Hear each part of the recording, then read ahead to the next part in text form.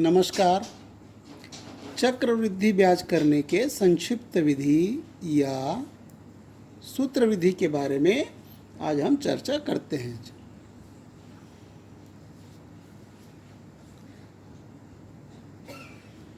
तो इसके लिए उदाहरण के द्वारा समझेंगे। तो सबसे एक उदाहरण ले लेते हैं।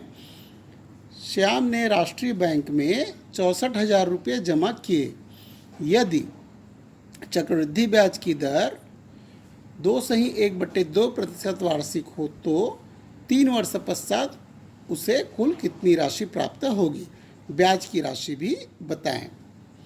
तो चक्रवृद्धि ब्याज के लिए सूत्र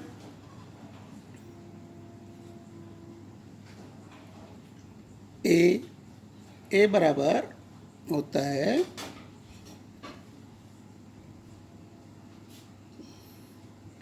P एक धन R/100 कोष्टक बंद का घात होता है T। यहाँ पर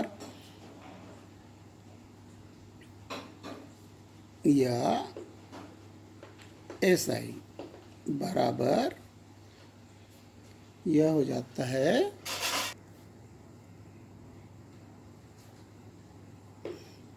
CI बराबर P एक धन R/100 का घात T ऋण 1। इस प्रकार दोनों सूत्रों का प्रयोग हम कर सकते हैं। तो यहाँ सबसे पहले जानते हैं कि A क्या है। तो A बराबर होगा, A बराबर क्या है, मिश्र धन, P है यहाँ पर मूलधन, R दर, T समय को हम T या N दोनों से प्रदर्शित करते हैं। और CI है चक्रवृद्धि ब्याज।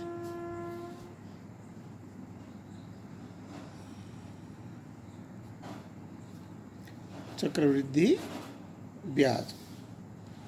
तो अब हम पहले सूत्र का प्रयोग करते हैं।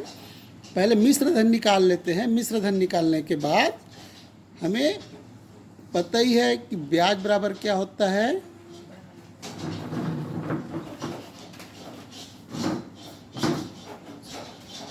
मिश्र धन ऋण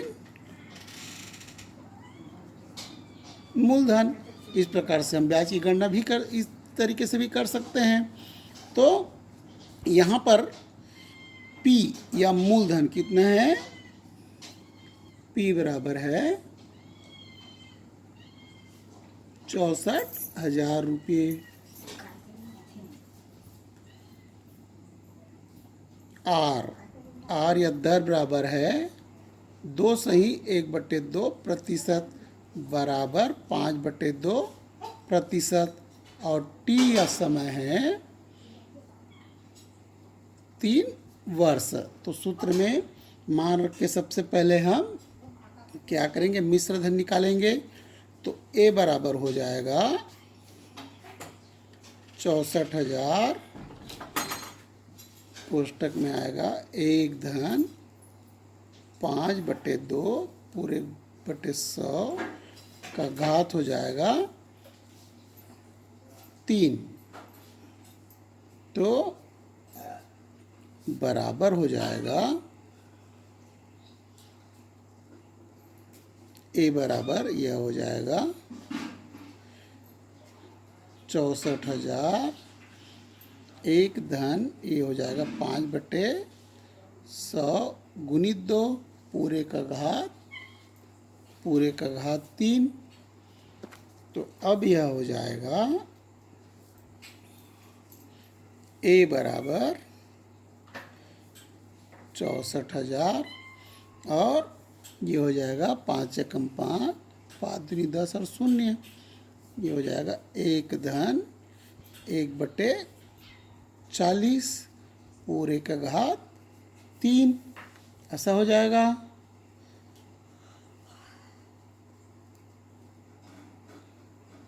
ए बराबर हो जाएगा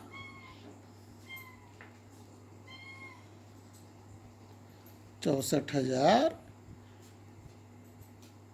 गुणित 40 से कम 40 और 41 बटे 40 का घात 3। तो यह हो जाएगा ए बराबर 64,000 गुणित 41 बटे 40 गुणित 41 बटे 40 गुणित 41 बटे 40।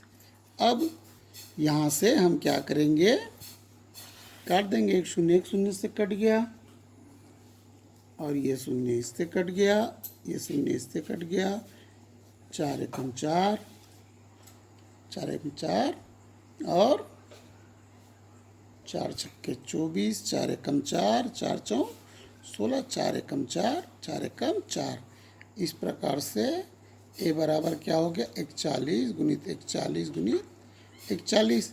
अब इसको गुना करने पर यह राशि आएगा 68,921 रुपये। तो यह हो जाएगा मिश्र धन। यह क्या प्राप्त हुआ हमें, मिश्र धन। और तो चक्रवृद्धि ब्याज कितना हो जाएगा, बराबर हो जाएगा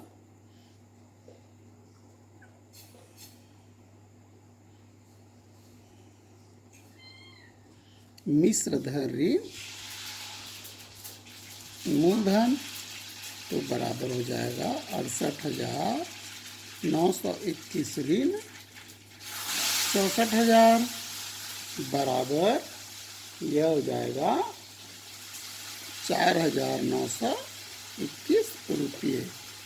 इस प्रकार श्याम को कुल कितनी राशि प्राप्त होगी, कुल 68,921 रुपये प्राप्त होगा तथा